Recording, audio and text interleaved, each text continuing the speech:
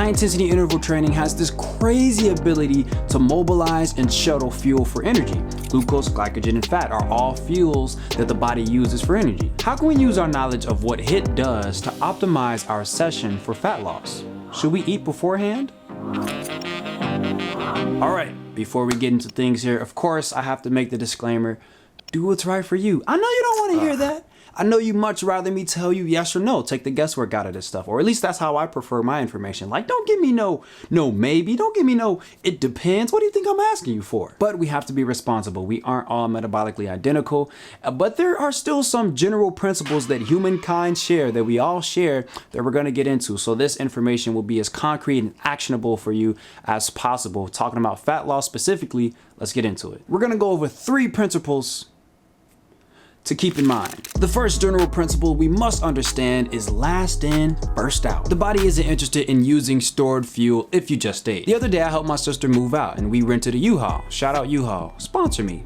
Just kidding, don't. The furniture that was last into the truck will be the first that we take out, because why in the world would we reach past the easy stuff to go all the way in the back and use up 10 times more effort and time to get that stuff first instead of the stuff that's right in front of us? The body is just as logical. Why would it go through the effort to reach in the back and use the stored fat when we just ate? It has fuel more readily accessible. So the last thing we want to do is give the body a bunch of new energy to use when we're trying to get at that stored energy, that fat. But don't run away with this just yet. There's nuance to this. HIIT may be something that bypasses this rule entirely because of how intense that it is. As this study states, the potency of the HIIT stimulus may overshadow any effect regardless of if you ate before or not. This same experiment found that there was no significant difference in body composition following HIIT between those that ate beforehand and those that didn't. Similar results whether we eat or not. So maybe we can just get up and hit the gym before we eat, or brush our teeth even. Are you one of those people that, you don't brush your teeth before you hit the gym in the morning? You one of those breathy lifters?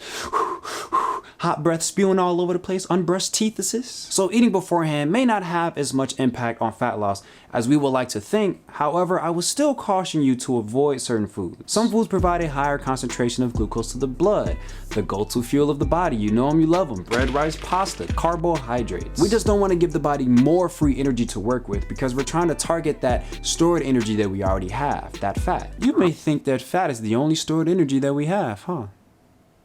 It ain't.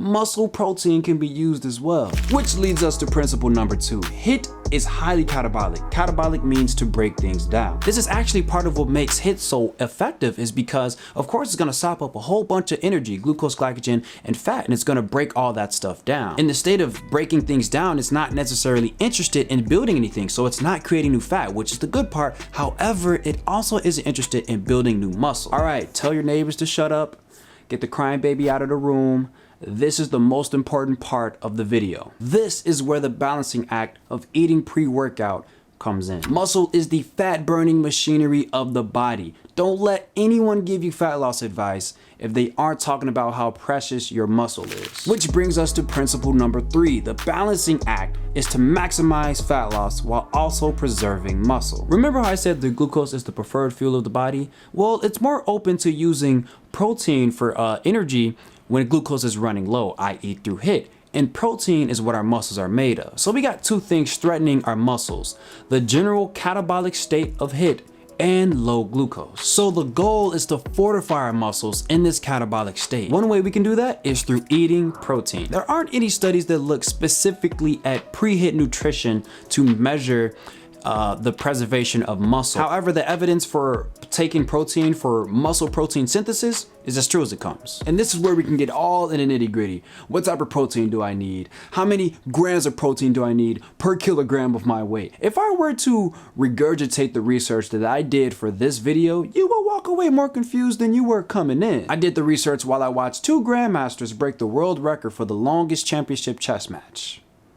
I lost a day. So if you want the specifics, I got them. But we're gonna keep it simple here. In terms of how much protein we should eat, I don't really believe in measuring food. I cannot find it in myself to sit here and tell you that you should be eating 1.4 grams of protein per kilogram of your weight. Now, okay, for some people that's their jam. They got their food scale, they're putting their sausage on it, whatever. They're getting it in. However, I think we just need to make sensible judgments, use our intuition, but still get the quality stuff. If we're able to, we gotta go with the whole foods, eating protein the way we were designed to consume them. However, ain't nothing wrong with a little whey protein. Don't get that whack stuff though. Always research when you're getting any kind of supplement. Is the company reputable?